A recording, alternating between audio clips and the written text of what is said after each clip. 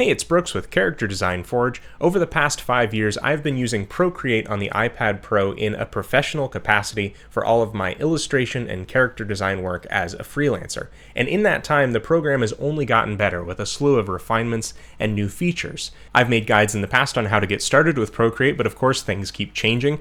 The app keeps getting updated with new features like the text and animation tools that really take it to a whole new level. Plus, I'd love to give you some recommendations on the best brushes to use in Procreate that you can get from outside sources.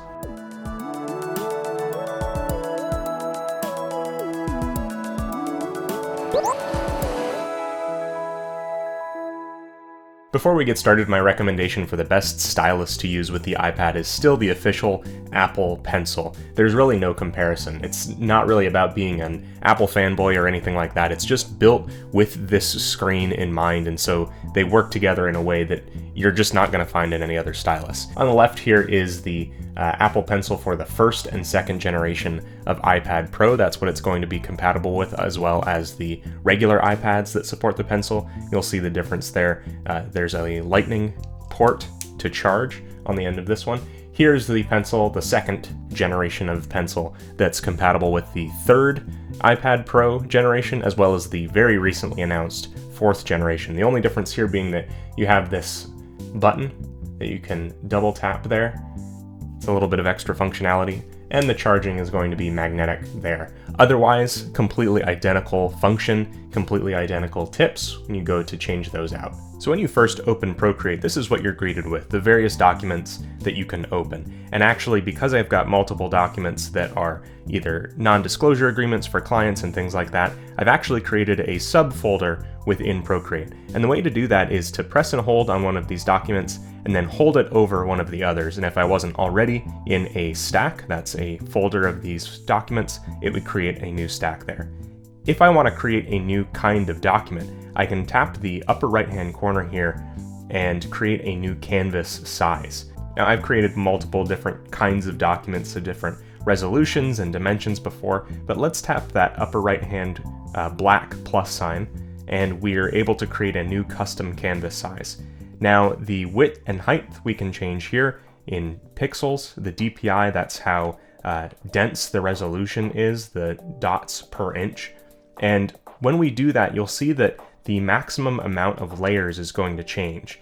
Now, that's something that Procreate does in order to keep the app powerful from being too sluggish or crashing. It limits what you're able to do, and that's going to change based on how powerful your iPad is. So this third generation iPad Pro is probably going to be able to deal with more layers than, say, an entry-level iPad. Something new in the most recent version of Procreate is that we can now work in CMYK, which is the print color profile that's preferred for those who are going to create documents that go to print instead of RGB, which is usually going to be what you use for web, video, anything that's going to display on a screen. One of the coolest things about Procreate is that it has this video recording feature. As you draw, it automatically creates a time lapse of the work you've done so far. And in these settings here, we can say that we want our final video to be 4K, we want it to be 1080p, we want it to be really high quality and take up a lot more file size, or be really small and not take up so much. Finally, here is something that we can very quickly change inside the actual document, but we're able to change our background color and keep the background hidden if we'd like. Personally, I like to work at 3500 by 2500. That's just a comfort zone I've gotten to. Of course, if you're going to be creating things for print or something that's going to be displayed in a really high resolution, the bigger the file initially is, the safer you're going to be. We can hit Create in the upper right-hand corner, and we're brought into our document. And of course, because we changed our background color to that purple, it's now purple. But if we go into our Layers menu later, we'll be able to change it back to white or any color that we'd like. So let's break down the tools that are available to us in Procreate starting in the upper right-hand corner. We have those 5 options available: our brush, our smudge tool, our eraser tool, our layers panel, and our colors. When we have the brush selected, we're going to be able to just draw on our canvas. Very simple. And of course, if we tap our brush panel again, we'll get all of these options for different brushes that we've either imported or come with Procreate, and that's going to change what comes out of our pencil. Next up is our smudge tool, which we don't necessarily use as often. And actually in the past, I've warned people against using the smudge tool at all, just because it's very easy to get a very amateurish beginner's digital art look in our work that, you know, would be better created by either the brush or eraser. But since then, some really great texture packs for the smudge tool specifically have been released, particularly by Max Ulickney, which we'll talk about more later. And the smudge tool is not laying down new pixels the way that the brush tool is, and it's not taking away pixels like the eraser, it's simply moving them around. And you see that really nice texture that the Max Ulickney brush has. Makes it kind of resemble traditional or analog painting materials. Next up is going to be our eraser. Of course, it's just taking away pixels that we've already laid down with the brush tool. I can use 2 fingers to move my canvas around, which I'll do now as I open the layers panel so that we can see everything. In the layers panel, we see each of these planes. You could almost think of them as sheets of glass layered on top of each other. So our blue isn't actually mixed in with our purple at all. We could toggle the visibility of our layer there with the check mark and see that it's completely independent of the background color. And actually now we can tap our background color and immediately go into this color picker window, go back up to a pure white and leave it there. We'll talk a little bit more about specific kinds of layers further on in the video, but for now, that plus icon is going to be your friend. You're able to create a new layer. Let's change the color there, and you can see that, again, each sheet of glass is independent of the one below it when everything is a normal layer. Our final tool we've hinted at a couple times here so far is the color window. You can see on the bottom there's different kinds of menus that you can choose from. The disc, the classic square menu, a harmony menu, which allows you to kind of choose different kinds of color schemes automatically using the color wheel. We have value here where you're able to type in specific colors if you know what they are, and then palettes where you can select from specific colors that you've chosen in the past. If I wanted to, say, select this Graham color palette, once I go back into my classic or disc here, you'll see that the Graham colors come up at the bottom. One nice new feature too is that we don't have to keep the color menu up in the upper right hand corner like this. We can pull down on that little sliver on the top and move our color window anywhere. Now let's look at the upper left hand corner tool options, and for that, let's start with the gallery button. That's going to bring us back out to our main documents, and let's choose an existing document like this Beatrix illustration. This is actually the high-res file that patrons at the Cosmic Wanderer tier on my Patreon will be able to download this month. Starting with the tool on the far right is that cursor option, and depending on what layer we're on or group of layers that we're on, right now we're on this base layer for Beatrix herself. We can now move this layer around, and you can see the flats and all of the rendering behind it if we take it out. Looks kind of cool like that. Down on the bottom, we have different options for how we would like to scale or move what we have selected. Uniform is obviously going to keep everything very uniform as you scale and move. Freeform allows you to take these corners, drag them around, and skew them if we would like, and it also helps you if you want to scale things not uniformly, squash and stretch a bit. Distort is pretty similar. It allows you to drag any of those points if you'd like. And of course the warp option here brings up this mesh grid that allows you to push and pull things, which is similar to our liquefy tool, which we'll get into a little bit later. On the bottom here we have different options like magnetics. If we want to drag what we have in a straight line or a diagonal line, we're able to use that guide that comes up. We also have the flip horizontal tool, which is very useful. Flip vertical, just very basic things. Our rotate option, the fit to screen, which scales it to the size of your document based on the bounding box around it. And then by Cubic here, we actually have different options for how we would like the pixels to interact, which is a story for a different time. And of course, our reset button, which brings everything back.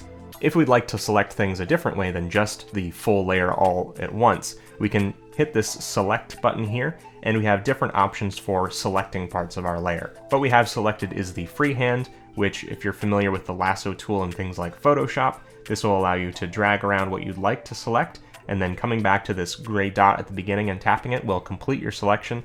You'll see the marching ants around what isn't selected. Then if we go back to our cursor, we're able to move only what we selected there.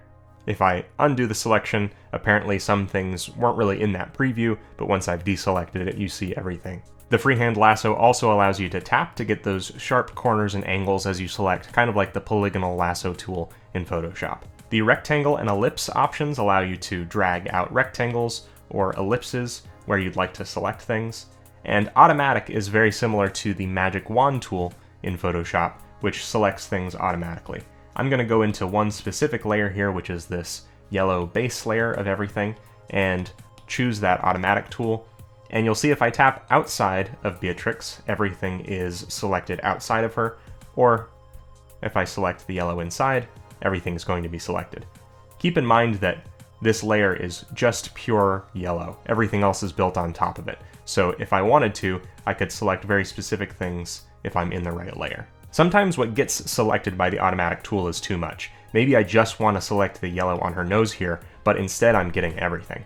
Now to change that, I can drag my finger across the screen to the left, and you see that selection threshold going down. That's just changing what pixel that's similar to the thing that I'm selecting it's going to additionally select around it. So now if I go back with that lower selection threshold, you'll see I'm just selecting the yellow in that area. We also have further tools underneath those main selections. We can add and remove from our selection. We can invert to change the selection to everything but what we have. And of course, copy and paste the selection as well as feathering it, which is a kind of way to soften what we have selected, a little bit like an airbrush. This next wand icon actually opens up an abundance of options for us in the adjustments menu. First of all, the opacity here is something that you can also access from the layers panel, and dragging your finger to the left and right reduces and increases the amount of opacity, or how visible the layer is, by a percentage. Next up, we have several different blur options, which function the same way as both that opacity slider and our selection threshold before. Dragging our finger there, the same as our selection or our opacity, you're seeing the blur there of that specific layer. We could do the same on our yellow layer. Kind of nice, not necessarily what we want here. It's a good way to add that outer glow if we'd like, or perhaps to use on a layer to change the perspective or field of view that we have.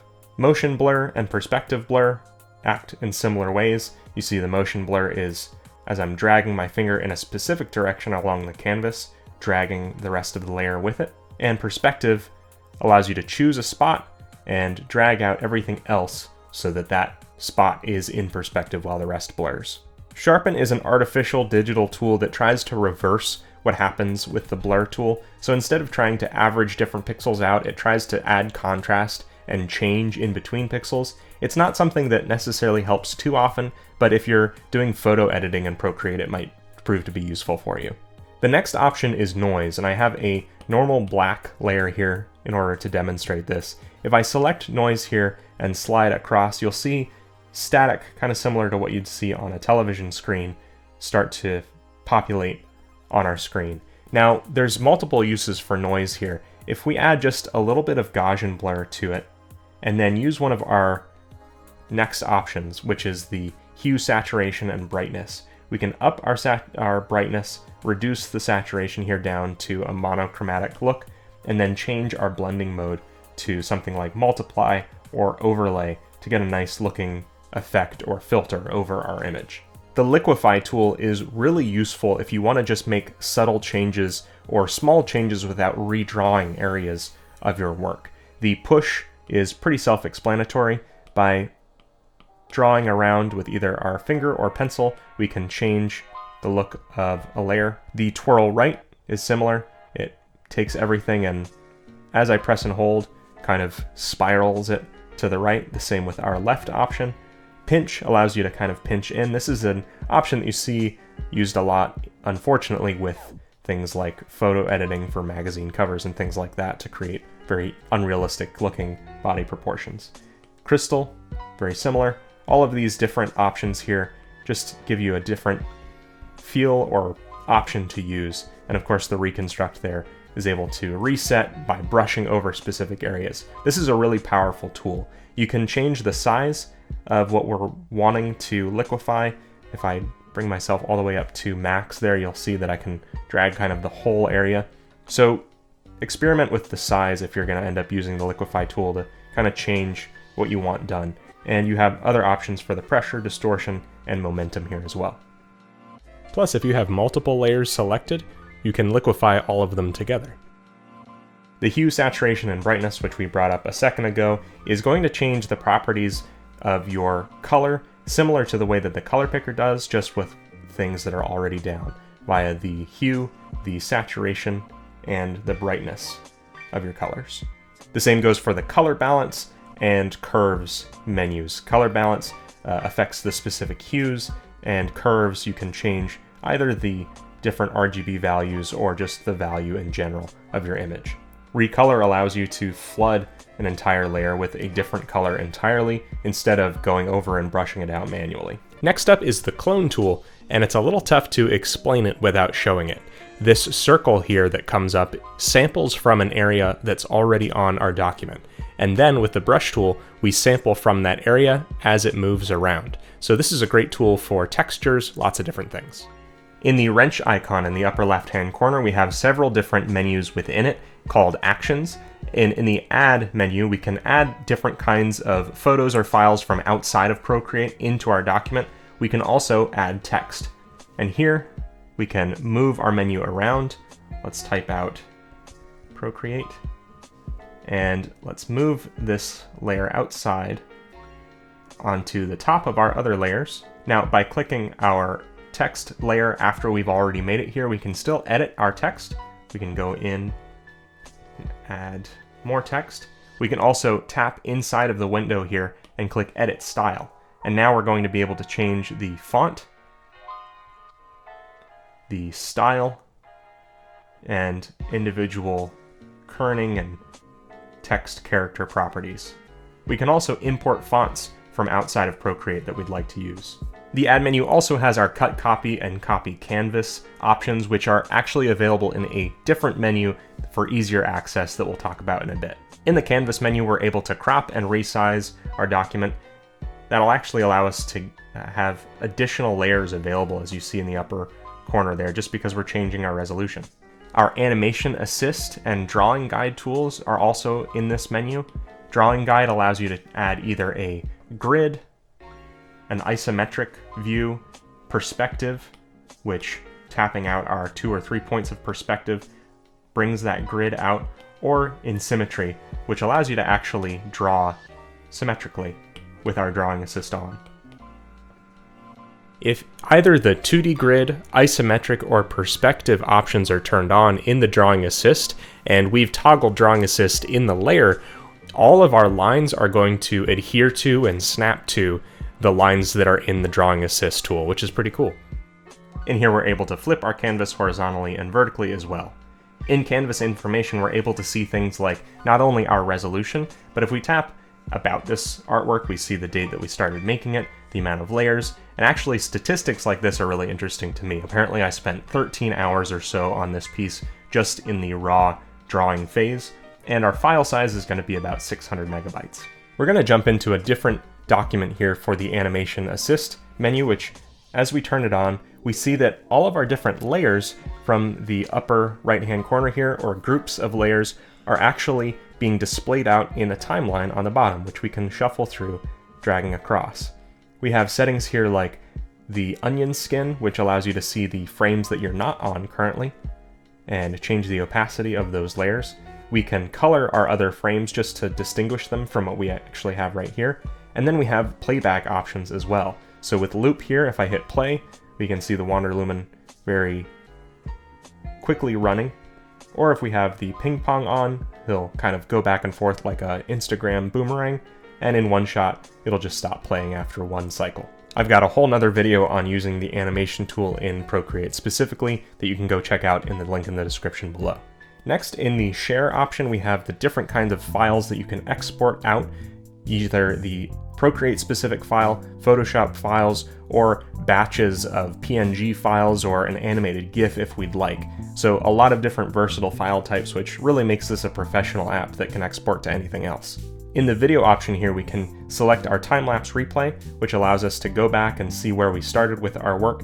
And of course, dragging a finger across allows you to quickly scrub through what's available there And there's also export options within this menu that allows you to either do the full length of the time lapse that, based on the amount of time you've worked, will be the length of the video, or a 30-second option. In preferences, we're able to access a couple of different things that we can personalize the app with. Gesture controls is going to be one of the big things. Over on the left or right-hand side of our screen, depending on your handedness, we have our brush size and opacity controls, which are sliders that we can drag up and down. The same goes for the smudge and eraser tools as well. This middle button is kind of like the control or command key on a keyboard, which alternates the function of tapping or pressing with your finger on the screen depending on how you've set things up in the gesture controls menu. On the bottom left is our undo and redo options. Of course, it's much easier to 2-finger tap and 3-finger tap to undo and redo respectively. Now, I've opened this document because the layers are actually much better organized and named than some of the other illustrations that I had open, so that we can talk about the different kinds of modes and layer styles that there are. As we talked about before, the check mark on the right side of each layer toggles the opacity of that layer. If we'd like to select multiple layers at once, simply drag from the left to the right until each of the layers that we want are now a blue highlight. Now we can select with that cursor tool and move only those layers around. If we highlight multiple layers together, we have the option to group them together, which is something that's helpful in the animation assist especially. If we tap on a layer that we already have selected, we bring up a couple of other options like renaming, selecting, copying, filling the entire layer, clearing it, and then a couple of different masking options, starting with alpha lock. If we choose alpha lock, you'll see that the layer changes to kind of a checkerboard pattern inside of that little preview window. And if I go to draw on this layer, I'm actually not able to draw over on the right here. It's only the pixels that are already existing in the layer. It's a really useful tool. That next option of mask creates a new mask, which once painted on will get rid of the opacity of something that it's underneath. However, it's not actually erasing these portions of your image. It's a very non-destructive way to get rid of something and then toggle it back off. You'll see that all of the layers that are above our silhouette fill here are actually all nested on top of it with the clipping mask option. If I turn off the clipping mask, you'll see that everything starts to go outside of the boundaries of that initial layer underneath. Invert will change the colors on your layer, and reference is actually a very useful tool, especially if you're trying to fill in ink lines. If I keep this ink line art here as a reference, then when I go down into my layer below it, even though there's nothing to constrain the colors inside of it, if I fill in by dragging from the upper right hand corner into this layer, it's referencing the line art layer that's above it. Finally, the merge and combine options allow you to merge layers together. You'll see that to the right of most of these layers there's an N, and the N stands for normal blending mode. That means that when you lay the pixels down, they're just going to be opaque and display normally. If there's another layer on top of it or below it, it's just going to display the way that it is, like that one sheet of glass with perfectly opaque paint. However, we have multiple different blending options, and you'll see like this staff shade here. Normally, this would be a somewhat pink or purple looking layer, but once it multiplies, it's changing the layer to darken what's underneath it. You can actually cycle through all of these in real time and see what changes as you go. Some of the most common that I like to use are the overlay layer, which changes the contrast of something, the color layer, which is a good way to get a value read on the overall image that you're making. The add layer is a very powerful brightening or light or highlight option. And finally, the multiply, which I like to use for shading. Now let's get into a couple of tools that are slightly more advanced, however, they're essential to you getting the efficiency and ease of use out of Procreate. It's such an ergonomically designed app that once you get all of these gestures down, it's so much faster than going into different menus for the tools and actions that you want to use. A lot of these are set up the way that I want them to be set up in the gesture controls, so if you find that something is inconsistent from the default, it's probably because I've gone in here and changed it myself. If you want to swipe down with 3 fingers from the top to the bottom, you'll open up the copy and paste menu. This will allow you to cut, copy, and or paste whatever layer that you have selected. A really amazing tool in Procreate is the quick menu. I have it set up so that when you tap on the screen with your finger, it will bring up any of these 6 different options that are available to you. Now I have it set up so that by going up, there's a new layer. By going to the right, I can flip horizontally. By going to the bottom right, I can alpha lock the layer that I have, and by going down, I can transform the layer that I have selected. The left 2 options allow me to toggle to my favorite brushes, the Terra Oval Sketch 2 and Oval Ink. They're just the ones that I use most commonly. The great thing about the quick menu though, is that instead of tapping and then selecting again what option you want to use, I can just swipe in that direction. That's why a lot of times I'll just quickly swipe diagonally with my finger in order to access that horizontal flip. These are just the options that I like to have available. If you open up and then press and hold one of these options, you can see all of the different actions that you can use in the quick menu. It really opens Procreate up and allows you to customize around what kind of workflow you need for the specific document you're working in. I also have it so that if I press and hold with my finger, I'm able to bring up the eyedropper tool, which selects whatever color is visible on the canvas. Another really cool tool is called Quicklines. Anytime we hold at the end of a stroke, we can create a straight line, and by holding a finger on the screen, it locks it into either a right angle or a 45-degree axis. We can actually use Quicklines for shapes as well. With the circle here, an ellipse and a finger held on the screen turns it into a perfect circle. The square, it turns into a perfect square or rectangle depending on if we hold our finger on the screen. The Edit Shape menu that comes up at the top there allows you to drag certain points of your shape and change it into different kinds. Going back to that modifier button between the brush size and opacity on the left-hand side, I don't necessarily use this modifier too much, but you can set it up for multiple different tools. What I do have it set up for is if I press and hold that modifier and then tap with my stylus on the screen, I can actually go to specifically whatever layer is visible here. So if I tap there, I can actually go into these eyes and draw over them specifically. Another great thing about Procreate is its multitude of brush options. If we tap our brush tool there, we bring up the library of brushes. A lot of these are ones that I've imported. Some of them come standard with Procreate. But then once we actually have our brush selected here, we can actually tap it again, and this is the new brush engine in Procreate 5, which allows you to customize all kinds of different things within the menu. Now, if you're squeamish about creating your own brushes, don't worry. You can either import existing Photoshop brushes, or I would highly suggest getting some of the custom brushes available from folks like Max Ulickney. The Max packs for the gouache brushes and watercolor brushes are really just out of this world. You get so much functionality out of these, just like you're creating traditional watercolor. And I can't recommend the Max Ulickney watercolors without also recommending the tutorial that Nicholas Cole has created for using those watercolor brushes. If you kind of open up those brushes and are daunted by what's available there, he's got this really great tutorial over on Gumroad that you should check out if you're interested in more watercolor in Procreate. A really essential app that's actually just been released is one called VizRev. If you're familiar with an app called PureRef on desktop, this is very similar to that. You can drag images in on your iPad from either Photos, from Files, or from Chrome, anywhere, and scale and move these images as reference off to the side, docked to the left or right of your Procreate image, so that you don't have to drag all of these images directly into Procreate. This is something that's been a total lifesaver for me recently. If you have any questions about Procreate, feel free to leave them in a comment below. Plus, I've got a playlist of previous Procreate videos that I've made in the description of this video. Over on patreon.com/bageldenizen, I make something called BIKO'S Backpack, which is a delivery every month of new original art that shows up in your mailbox, and it's the best way to keep the forge burning here on Character Design Forge. You can keep up with me on Instagram, Twitter, and Twitch @BagelDenizen. Thank you so much for watching, and have fun creating.